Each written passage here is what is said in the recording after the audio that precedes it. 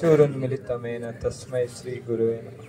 नमो ओं विष्णुपदाय कृष्णप्रेष्ठाय भूतले श्रीमते भक्तिवेदांत स्वामिते नमः।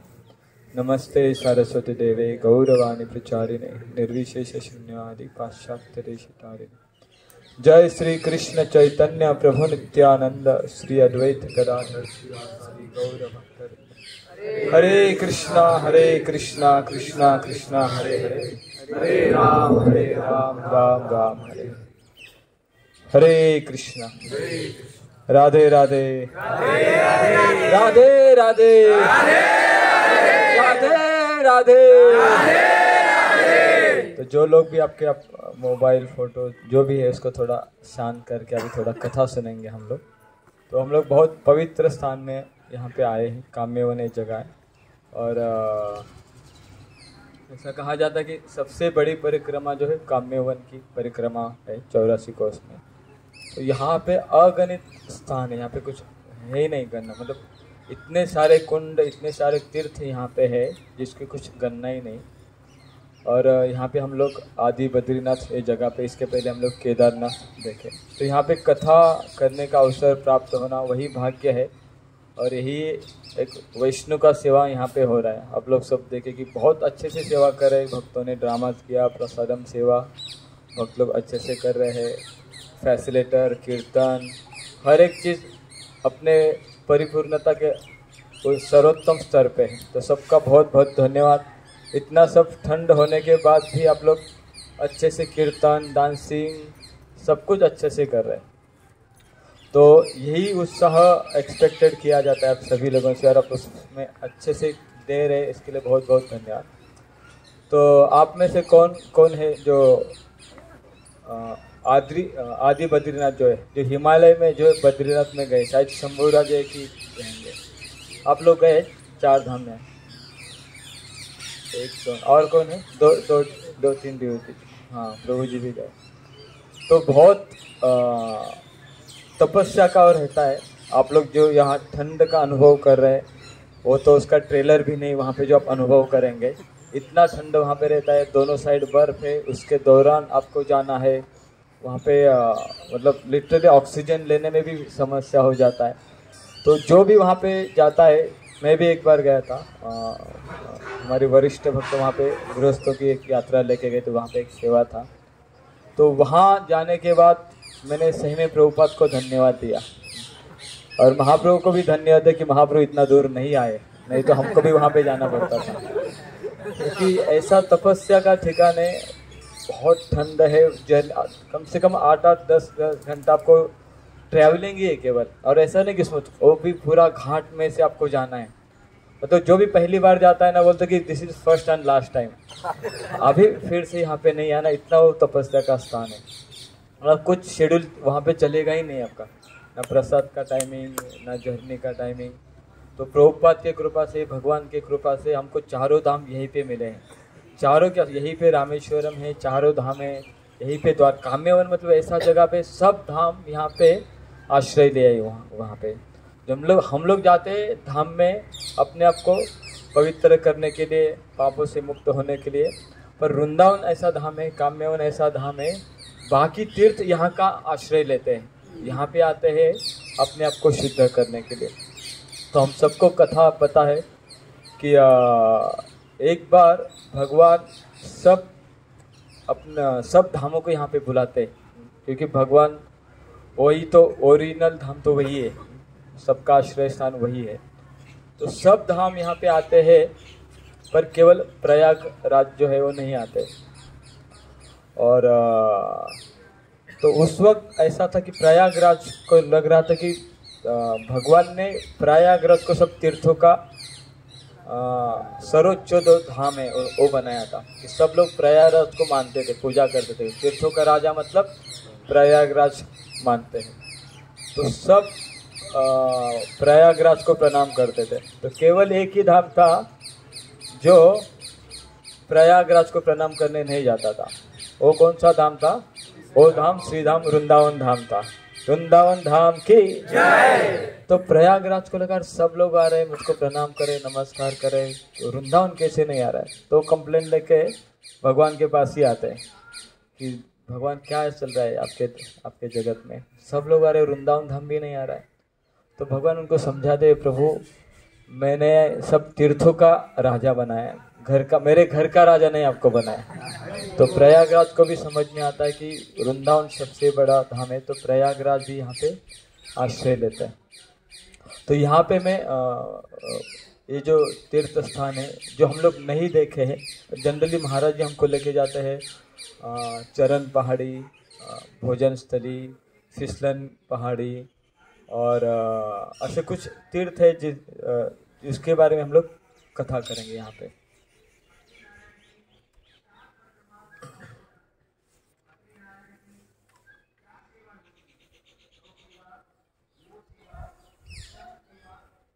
तो काम्य वन में इसको कामावन भी बोला जाता है।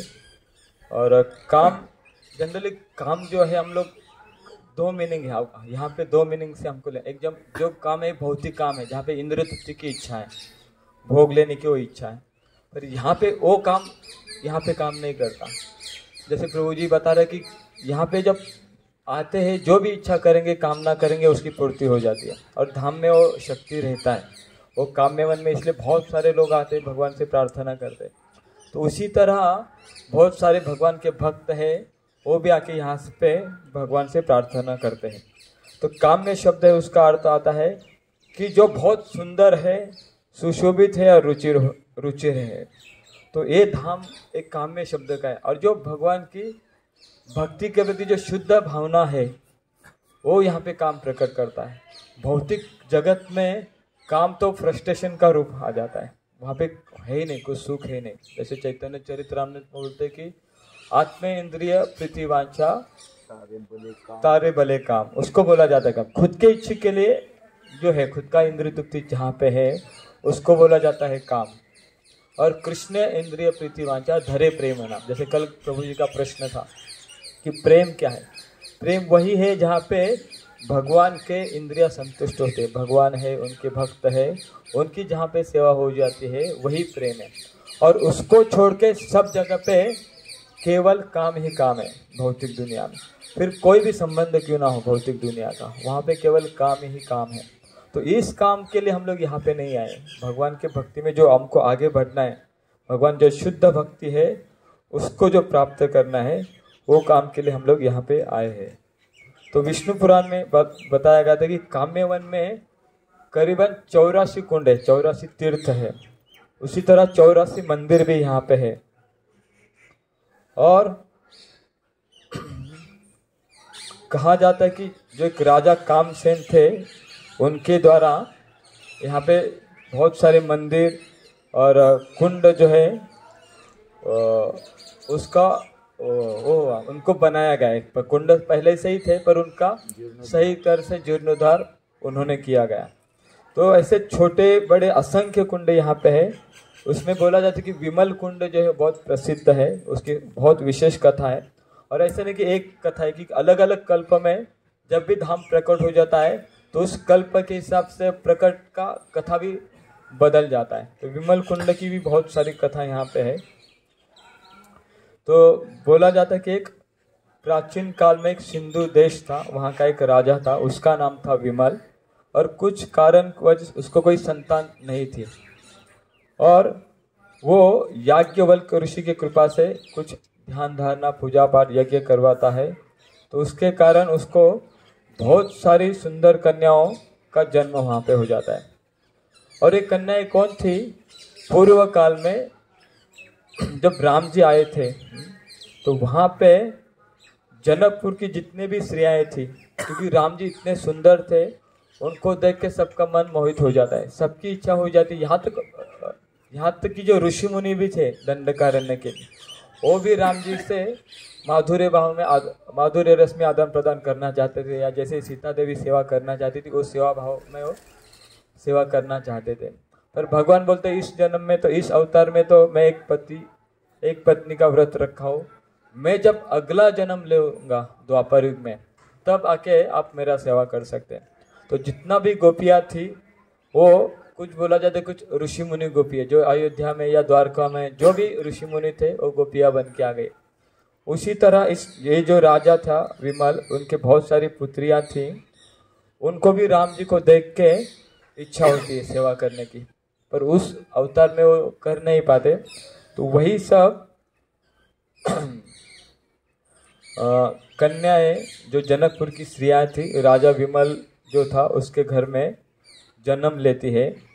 तो उस वक्त जो याज्ञवल्क्य मुनि हैं, तो उनसे राजा पूछते कि ये जो मेरी पुत्रियां है बहुत सुंदर है, सुशील है और अच्छी भावना उन्होंने रखा है, अच्छा पति उनको मुझे देने की इच्छा है, तो किनके साथ इनका शादी होना चाहिए।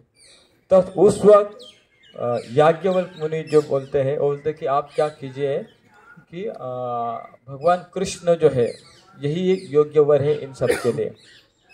तो उस वक्त जो विमल राजा थे वो जाते हैं भगवान कृष्ण को ढूंढने के लिए मथुरा की तरफ। तो उस वक्त उनको नारद मुनि रास्ते में मिलते कि बाबू अभी तक भगवान तो वृंदावन में ही, अभी उन्होंने मथुरा लीला चालू नहीं किया, तो आप क्या कीजिए, आप वृंदावन में जाइए और वहाँ पे कृष्ण से प्रार्थना कीजिए। तो उस वक्त राजा विमल कृष्ण को आते, उनका दर्शन करते हैं, वृंदावन में उनसे मिलते हैं और उनसे याचना करते कि आप मेरे पुत्रियों को स्वीकार कीजिए। तो ये जो जगह है काम्यवन, यहाँ पे विमल कुंड जो है, वहाँ पे भगवान ने जो राजा की इतनी सारी राजकन्याएं थे उनके साथ विवाह किया और अलग अलग मनमोहक लीला उनके साथ किया। तो विमल कुंड का एक बहुत सुंदर यहाँ पे वर्णन आ जाता है। और उस कथा में जब भगवान उनके साथ लीला कर रहे थे, तो उस वक्त होता है कि वो भगवान के साथ लीला करते वक्त उनकी जो इच्छा थी पूरी हुई थी पिछले जन्म की, और उनका जो आनंद आश्रु था भगवान के साथ लीला करने में, तो वो जो आनंद आश्रु है वो इतना था कि उससे कुंड बन जाता है, तो उसका नाम हो जाता है विमल कुंड। उसी तरह भगवान और राधा रानी गोपियां, इनकी भी लीला यहाँ पे हो चुकी है उसी कुंड के ठिकान पे, उसी स्थान पे। तो वो भी जब कृष्ण की विरह में एक बार कृष्ण अप्रकट हो जाते हैं, तो गोपियां और राधा रानी विरह भाव में जाती है और उनके आंखों में से भी आंसू बहते हैं। तो वही फिर से और एक दूसरे कल्प में विमल कुंड बनने का कारण हो जाता है। तो उसके बाद हमने वृंदा देवी का भी दर्शन किया। उसके और एक यहाँ पे महत्वपूर्ण है कि यहाँ पे पांडव भी आए थे। जब पहली बार जब आए थे, एक तो वनवास उनको जो हुआ था उसमें भी आए थे, और जब पांडु महाराज जब थे बचपन में, जब वो भी अपने पुत्रों के साथ कुंती, माद्री और 5 पांडव उनके साथ यहाँ पे आए थे। तो पांडव भी यहाँ पे उस काम्यवन में उनका भी यहाँ पे वास है। और यक्ष का जो लीला है, जब यक्ष सबको प्यास लगता है, जब वारणावत का प्रसंग हो जाता है, सब भाग रहे थे जंगल में से, और एक समय आता है कि सबको बहुत प्यास लग जाता है, और उस वक्त युधिष्ठिर महाराज पहले भीम को भेजते हैं कि जाओ कहीं जल है क्या देखो। तो वो जो प्रसंग है, तो पहले भीम जाते हैं, फिर नकुल, सहदेव, अर्जुन और सब बेहोश हो जाते हैं कि प्यास इतना था कि कोई भी उनका प्रश्न का उत्तर नहीं दे पाता। और उस वक्त फिर बाद में युधिष्ठिर महाराज आते हैं जो धर्मराज थे, फिर यक्ष का प्रश्न का उत्तर देके फिर उस सबको वहाँ पे जीवित कर लेते हैं। तो उसमें हमको पता है कि सबसे एक अच्छा प्रसंग है, हमने बहुत कथा में भी उसको सुना है। बाकी बहुत सारे प्रश्न पर भक्ति के लिए जो अनुकूल है, वहाँ पे प्रश्न पूछते कि इस भौतिक जगत में सबसे आश्चर्यकारक चीज क्या है। यक्ष एक प्रश्न पूछते युधिष्ठिर महाराज से, फिर क्या उत्तर देते युधिष्ठिर महाराज? किसको पता है? हाथ ऊपर कीजिए। और यस, लोग मरते देख के भी उसको नहीं पता कि हम भी मरने वाले।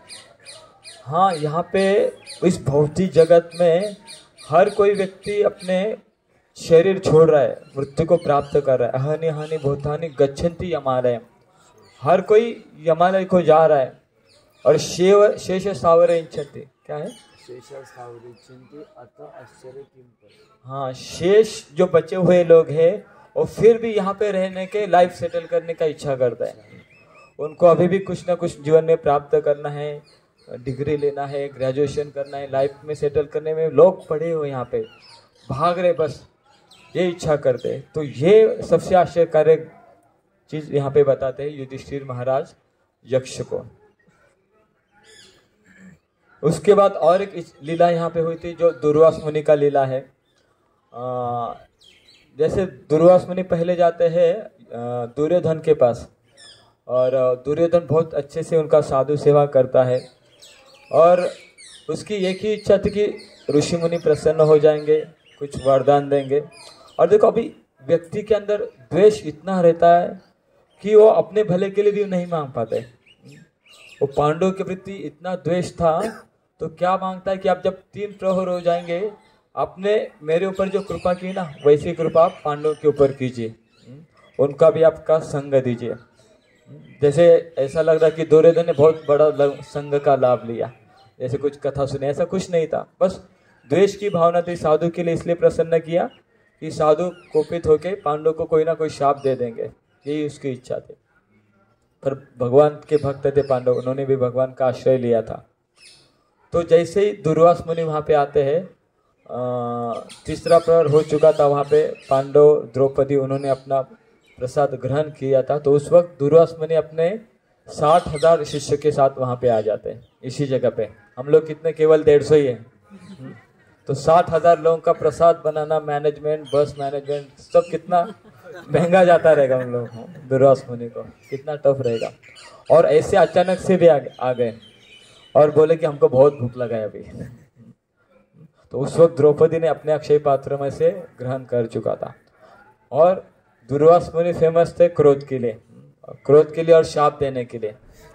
तो जब भी भक्तों के जीवन में समस्या आ जाता है और कुछ बहुत बड़ा प्रॉब्लम होता है, तो क्या करते वो लोग, तुरंत भगवान का आश्रय लेते। हरे कृष्णा कृष्णा कृष्णा हरे हरे, हरे राम राम राम हरे हरे। तो उसी तरह द्रौपदी ने भगवान का आश्रय लिया, उसने जोर से भगवान को पुकारा, और तुरंत उसी क्षण भगवान काम्य वन में प्रकट हो गए पांडवों के मदद के लिए। और भगवान बोल रहे कि मुझे भी बहुत भूख लगा है। तो द्रौपदी बोलते पहले ही से सब खाली, आपको क्या मैं दूँ? तो भगवान बोलते कुछ तो रहेगा उस बर्तन में। तो वहाँ पे कुछ तो एक राइस का दाना रहता है, और जैसे ही भगवान उसको अपने जीवा पे रखते हैं, उधर दुर्वास मुनि और 60,000 शिष्य जो यमुना में स्नान करने गए थे, उनका पेट वहीं पे भर जाता है। और इतना भर जाता है कि डकार उनको आ जाता है, जैसे कल का फिश हमने खाया रहेगा। सबको अच्छा लगा ना? और जो सेकंड सर्विंग में फिर से रसगुल्ला भी आ रहा था, पकौड़े भी आ रहे थे, और कुछ कमी नहीं हो रहा था अक्षय पात्र में से जैसे। तो सब लोग उसका आनंद ले रहे थे। तो उसी तरह दुर्वास मुनि का यहाँ पे पेट भर गया, और इधर भगवान बोलते कि जाओ सबको लेके आ जाओ। तो पांडव प्रश्न चिन्ह पड़ जाते, सब लोग आएंगे तो खाएंगे क्या? तो भगवान बोलते ओ आप टेंशन मत लो, मैं देख लूंगा। और स्पेसिफिकली भेजते भीमसेन को, और बोलते कि आप अकेले मत जाओ, आपके साथ आपकी गदा भी लेके जाओ। और भीमसेन खुश होते गदा घुमा के लेके जा रहे हैं। और दुर्वास मुनि जैसे देखते हैं भीमसेन आ रहे हैं प्रसाद को बुलाने को, जोर से चिल्ला रहे थे दुर्वास मुनि कहाँ पे है, कहाँ पे है, आपके लिए प्रसाद रेडी है, आ जाओ आ जाओ। तो दूर से भीमसेन का आवाज सुन के दुर्वास मुनि को अम्बरीश महाराज का प्रसंग याद आ जाता है। बोला एक गलती तो माफ किया भगवान ने, अगर सेकंड टाइम किए तो अभी खैर नहीं है। तो भीमसेन का आवाज सुन के दुर्वास मुनि अपने 60,000 शिष्यों से वहीं से भाग जाते हैं, और फिर से काम्यवन की तरफ आते नहीं। तो यहाँ पे बहुत अच्छा एक हमको सीखने को मिलता है। हमको लगता है कि मेरे जीवन में बहुत बड़ी समस्या है, मेरे जॉब का समस्या है, मेरे करियर का समस्या है, इकोनॉमिकल प्रॉब्लम, फैमिली प्रॉब्लम। तो भगवान के सामने ना कोई भी प्रॉब्लम मायने नहीं रखता। बहुत पहले मैंने सुना था कि don't tell Krishna how the problem is big. Krishna को ये मत बताओ कि प्रॉब्लम कितना बड़ा है, समस्या कितना बड़ा है। टेल प्रॉब्लम, समस्या को बताओ कि कृष्ण कितने बड़े हैं। उस समस्या के सामने सब, कृष्ण के सामने कुछ टिकने वाला नहीं। सबसे बड़ी समस्या, अब सोच सकते दुर्वास मुनि जैसा प्रसंग, महाभारत के युद्ध वाला प्रसंग, हर समय में भगवान अपने भक्तों को मदद करने के लिए आते हैं। तो इस प्रसंग में, इस काम्यवन के घटना में हमको भगवान से यही प्रार्थना करना है। अभी हमारे अंदर वो नहीं है, शरणागति नहीं पांडव के जैसा, पर भक्तों के साथ में रहेंगे। जैसे हम लोग वृंदावन आ रहे थे ना, सबको न्यूज मिल रहा था कि वृंदावन में बहुत बड़ा ठंडी है, ठंडी है, ठंडी है, ठंडी है। तो लोग निगड़ी में रहकर यहाँ का टेम्परेचर लोगों को पता चल रहा था, यहाँ पे 10 डिग्री टेम्परेचर है, 4 डिग्री टेम्परेचर है। तो पहले से डर रहे थे, पर जैसे वृंदावन में आए, थोड़ा बहुत कीर्तन किया, डांसिंग किया, तो सब भूल गए। तो कीर्तन के और किसी को लगा ठंडा है, बिल्कुल नहीं लग रहा था।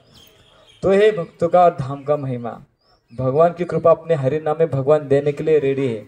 बस हमको कंप्लेंट मोड में नहीं जाना है। प्रॉब्लम हमेशा ही रहेगा, तो प्रॉब्लम को फेस करना है साधु संग में। भगवान की कृपा से, भक्तों की कृपा से कितना भी बड़ा प्रॉब्लम क्यों ना हो, वो सॉल्व हो जाता है। इसलिए भक्तों के संग में रहना है। जहाँ पे भी जो स्पेसिफिकली बेस में, मंदिर में, बीटीए में समस्या नहीं आता, और जब हम लोग दूर रहते हैं भक्तों से ना, ये समस्या बहुत हम लोग फेस करते। थोड़ा कुछ हो जाता है, माला हम लोग रख देते हैं, अभी माला नहीं हो सकता। थोड़ा कुछ होता है, मंदिर जाना बंद कर देते हैं। तो ये हमको नहीं करना है। कितना भी बड़ा प्रॉब्लम हो, हमको हरि नाम का आश्रय लेना है और भक्तों के संग का आश्रय लेना है।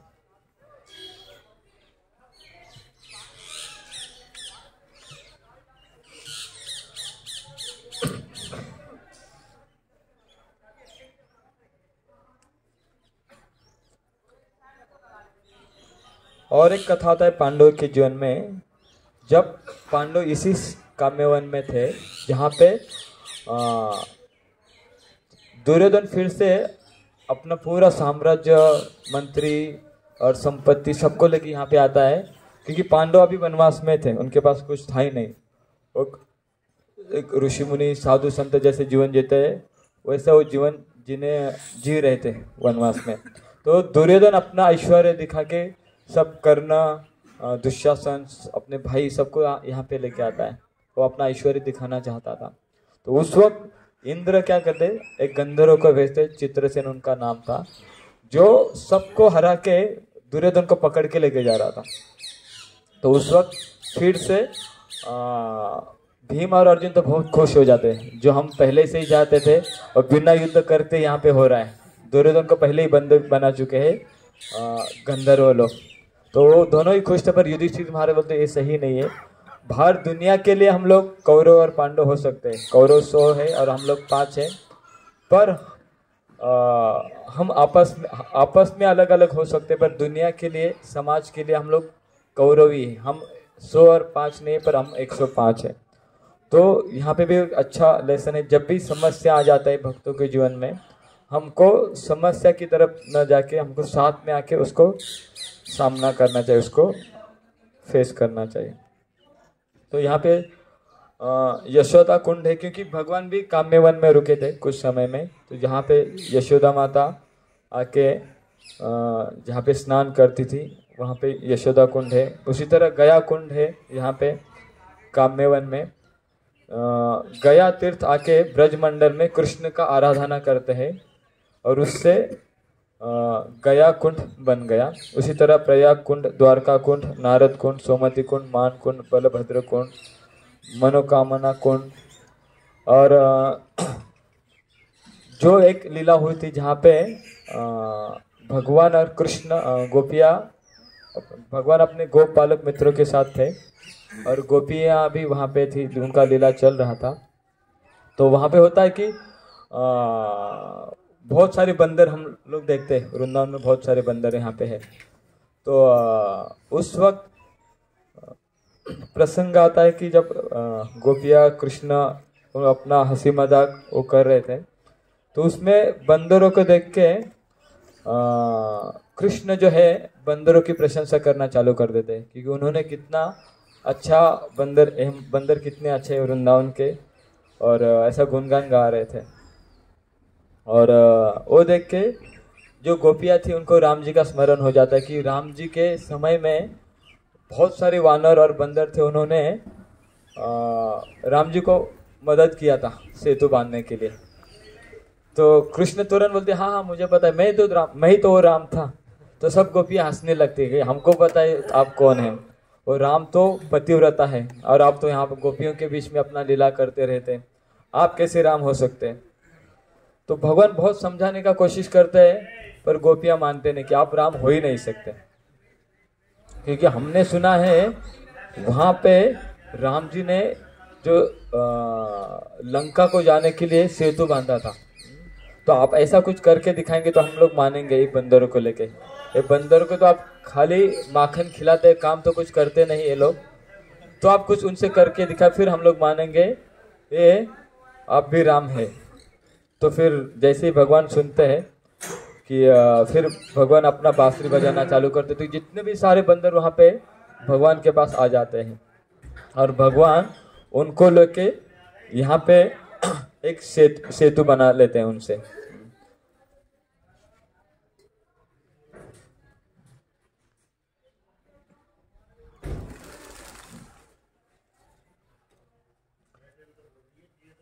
और इस प्रकार से वो लीला यहाँ पे खत्म हो जाती है, वो सेतु बन जाता है। तो फिर गोपियाँ और कृष्ण के साथ आनंद ले लेती है।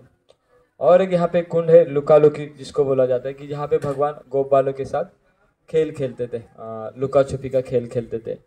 कभी कभी गोपियों के साथ भी ये लीला करते थे। और बहुत सुंदर ठिकान है जिसको चरण पहाड़ी बोला जाता है।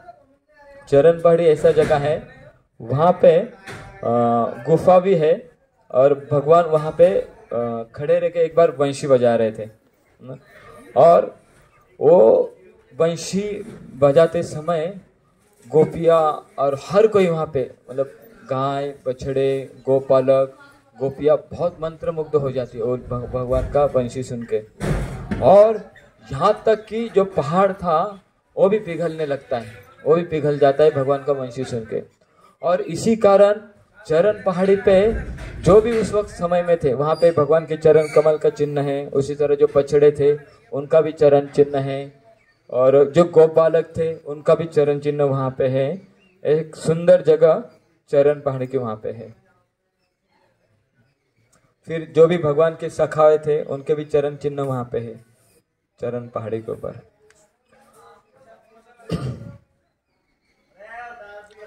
और एक जगह है यहाँ पे फिसलनी शिला जिसको बोलते हैं।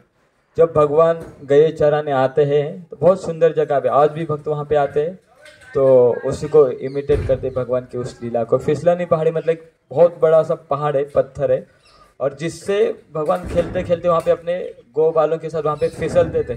जैसे छोटे बच्चे रहते हैं ना पार्क में जाके फिसलते हैं, तो वो जगह वहाँ पे है। तो भगवान अपने गौ बालों के साथ आते थे, वहाँ पे फिसलने का लीला करते थे। और कभी कभी राधा रानी भी अपनी सखियों के साथ आती थी और फिसलने का जो क्रीड़ा है उसका आनंद लेती थी। और एक सुंदर कथा है जिसको मैं लास्ट कथा बताऊंगा। किसको पता है कि भगवान ने लास्ट के कौन से असुर का वध किया वृंदावन में मथुरा जाने से पहले? हाँ, व्योमासुर का वध किया। प्रभु जी ने कृष्ण बुक बहुत अच्छे से पढ़ा है, इसलिए सब पता है उनको। तो व्योमासुर गुफा है यहाँ पे। तो व्योमासुर के लीला में होता है कि भगवान खेल खेल रहे थे अपने मित्रों के साथ। वहाँ पे चोर पुलिस का वो खेल था। तो कुछ गो बालक थे, ग्वाल बालक थे, वो पुलिस बन जाते हैं, कुछ चोर बन जाते हैं, कुछ बछड़े बन जाते हैं, और भगवान बन जाते जज कि किसने चोरी किया, कब किया, वो प्रूफ करना था। और भगवान उसका रिजल्ट देने वाले थे कि कब हुआ। तो उस दौरान क्या होता है कि कंस ने व्योमासुर को भेजा था। व्योम मतलब आकाश, जो आकाश में उड़ने वाला असुर था, तो उसको भेजा था। तो उस लीला में क्या होता है कि व्योमासुर एक गोबालक का रूप लेके आ जाता है, और यहाँ पे चोरी का तो ड्रामा ही चल रहा था, खेल चल रहा था, पर व्योमासुर असल में चोरी कर लेता सब गोपालों का। जो बछड़े बने थे उनका भी चोरी करता है, और बाकी जो गो बालक बने थे उनका भी चोरी कर देता है। तो धीरे धीरे बछड़े नहीं, वो लैम थे, लैम मतलब लैम को क्या बोलते हैं हिंदी में? मेमना। तो मेमना बने थे, तो उनको भी चोरी हो जाता है, बछड़े गो बालक भी चोरी हो जाते हैं। तो बाद में भगवान को समझ में आता है कुछ तो गड़बड़ हो रहा है, चोरी के खेल में सब गायब कैसे हो गए। तो व्योमासुर क्या कर रहा था, सबको चुरा के एक गुफा में उसको बंद करके रखा था और बाहर से वो पत्थर लगाता था। तो बाद में जैसे ही भगवान को पता चला तो भगवान उसके साथ युद्ध करते हैं और उसका वहां पे वध कर देते हैं। और वहां पे गोबालक अंदर गुफा में बंद थे और पूरा अंधेरा था, तो किसी को पता ही नहीं चल रहा था। और भगवान फिर वो लोग भी जोर से कृष्ण को पुकारते हैं, हरे कृष्णा कृष्णा कृष्णा हरे हरे, हरे राम राम राम हरे हरे। तो जैसे ही उन्होंने पुकारा भगवान वहां पे जाके उनका मुक्तता कर देते हैं। और यहाँ पे आचार्य बहुत अच्छा प्रसंग देते कि जितने भी असुर थे वृंदावन में, उनसे कुछ ना कुछ हमारे भक्ति जीवन में, साधक जीवन में सीखने का एक लेसन रहते हैं। तो यहाँ पे व्योमासुर जो है वो जैसे पुतना जो फॉल्स गुरु का प्रतीक है, तृणावर्त जो है लस्ट का या फिर काम वासना का प्रतीक आ जाता है वहाँ पे।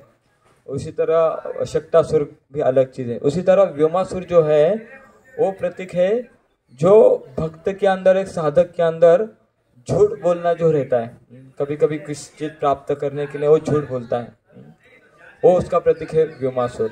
कि बहुत बार हम लोग देखते हैं कि भक्ति में हम लोग आगे बढ़ते हैं, पर ये जो अनर्थ है अपने अथॉरिटी से, भक्ति से सही क्लैरिटी नहीं रखना, जो जितना आवश्यक, बहुत बार जितना आवश्यक उतना हम लोग सच बताते हैं, और जहाँ पे हमको नाम सुनने को मिल सकता है अथॉरिटी से या भक्त से, हम लोग छिपा के रखते हैं। मतलब आधा सच वाला हमारा प्रवृत्ति रहता है, वो भक्ति में आगे बढ़ने के लिए बहुत प्रतिकूल है, वो व्योमासुर का प्रतीक है। तो ये सब हमको नहीं करना है।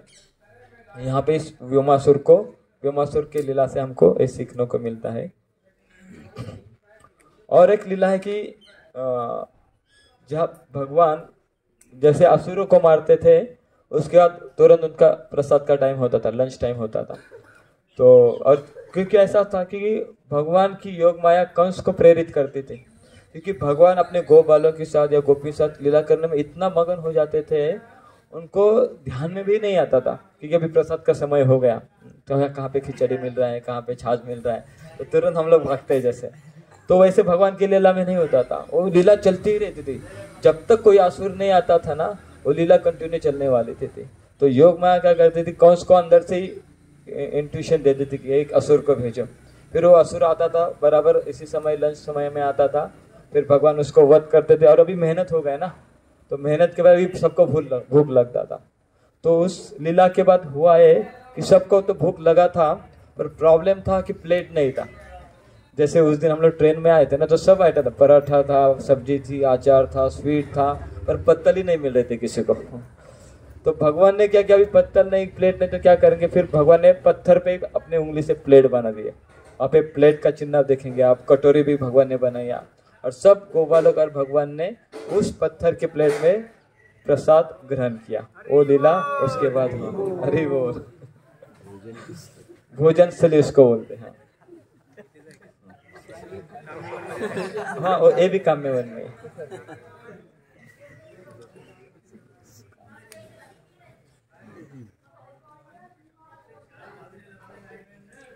तो ऐसे बहुत स्थली यहाँ पे है, सबका तो हम चर्चा नहीं कर पाएंगे।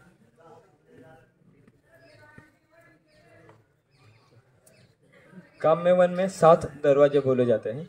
एक है दीघ दरवाजा, जो काम्यवन के दक्षिण पूर्व में अवस्थित है। यहाँ से दीघ या दीर्घपुर या मतलब भरतपुर जाने वाला रास्ता है।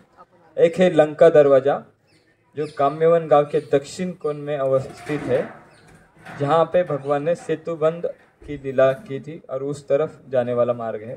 एक है आमेर दरवाजा, जो काम्यवन के दक्षिण पश्चिम दिशा में, मतलब नैऋत्य दिशा में स्थित है, जहाँ से चरण पहाड़ी जाते हैं। देवी दरवाजा, जो काम्यवन के पश्चिम में स्थित है, वहाँ पे, यहाँ से वैष्णवी देवी जो है पंजाब में, वहाँ पे जाने का मार्ग है। फिर दिल्ली दरवाजा भी है, जहाँ से दिल्ली की तरफ जाते हैं। रामजी दरवाजा है, जो ईशान कोण में है, जहाँ से नंदगांव की तरफ जाते हैं। और एक है मथुरा दरवाजा, जो पूर्व में स्थित है, जहाँ से बरसाना होकर भक्त लोग मथुरा जा सकते। तो ऐसे अलग अलग जगह यहाँ पे है। तो हम लोग इस स्थल पे यही प्रार्थना कर सकते हैं कि जो वेमासुर जैसा अनर्थ है हमारे अंदर है, जिसके एक भक्ति में बहुत बड़ा लगता छोटा है पर बहुत बड़ा बाधक है हमारे, जिसके कारण हमको सही मार्गदर्शन भी कभी कभी नहीं मिल जाता। हम लोग अपना निगेटिव साइड छुपा के रखते हैं, जिसके कारण हमको मार्गदर्शन नहीं मिलता। तो ऐसे समय में काम्यवन में हमको भगवान से यही प्रार्थना कर रहा है कि इस अनर्थ को हमारे अंदर से निकलने के लिए आप मदद कीजिए। और जिस तरह पांडवों ने भगवान का आश्रय लिया था अपने कठिन प्रसंग में भी, उस तरह में आगे भक्तिमय जीवन में जितने भी कठिन प्रसंग आ जाएंगे, उस प्रसंग में हम लोग भक्तों का, हरिनाम का और जो भी प्रभुपाद ने सिद्धांत दिए शास्त्रों का हम लोग आश्रय ले पाए। यही प्रार्थना हम लोग यहाँ पे काम्यवन में भगवान से कर सकते हैं। काम्यवन धाम के जय। हरे कृष्ण।